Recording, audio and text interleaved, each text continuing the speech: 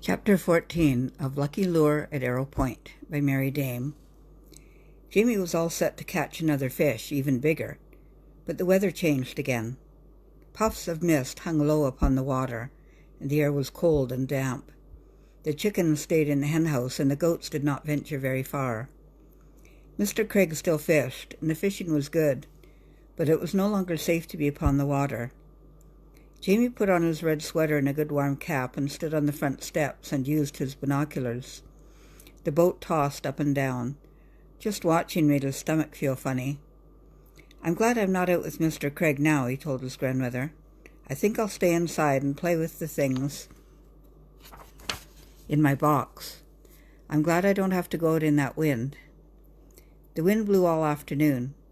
Jamie spread out his picture cards and counted them. He laid the stone arrowheads out in rows. He looked at the scrapbook 3 times over. He tried to read one of his father's books, but the words were too long.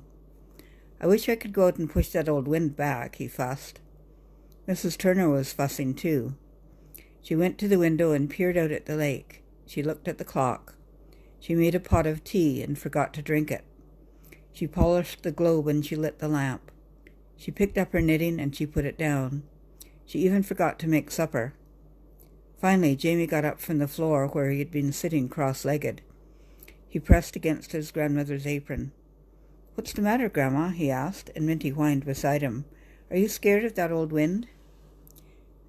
"Jamie, I am scared. I'm afraid we're in trouble. The waves out on that lake are terrible. Mr. Craig should be back by now, but there's no light down in the little house."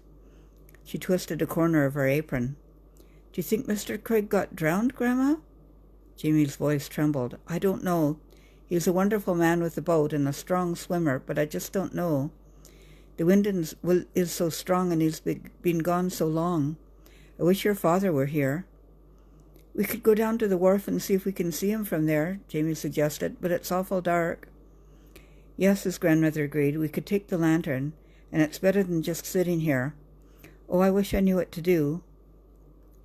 Jamie stared at his grandmother. She sounded so strange. He helped her into her heavy coat, and they tied scarves over their heads. But the wind was so strong, it whistled right through their warm clothing. Rain smacked at their faces. A branch from the pear tree tripped Jamie and knocked him off his feet, and he fell twice more before they reached the wharf. And then there was nothing to be seen but angry water tossing itself about. "A boat couldn't live in that," Mrs. Turner whispered to herself, but Jamie heard her. He held her hand for comfort as they fought and stumbled their way back. Jamie kept on going because he didn't dare to stop, and Minty kept on going because he was afraid of being left behind. The way had never seemed so long. Jamie's head nodded lower and lower. With an effort he raised it into the wind, and the twinkle of the lamp they had left in the window gave him strength to keep on going. His grandmother saw it too and squeezed his hand and pointed, and the way seemed shorter for the welcome in the window. It took the 3 of them a long time to get warm. The wind seemed to have blown itself right inside them. Minty rolled on the floor to dry himself, and crawled as close to the stove as he could get. But Jamie and his grandmother opened up the oven door and drank hot tea and tried to cheer one another.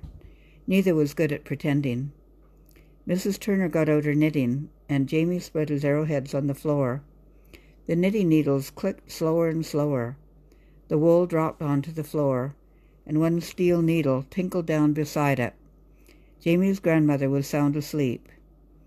Jamie gathered up the arrowheads and tossed them into the box. The kitchen seemed awfully lonesome with grandmother asleep. Minty's fur smelled funny, and the wind made a fearsome sound as it tore around the garden. Jamie got up and rubbed his leg.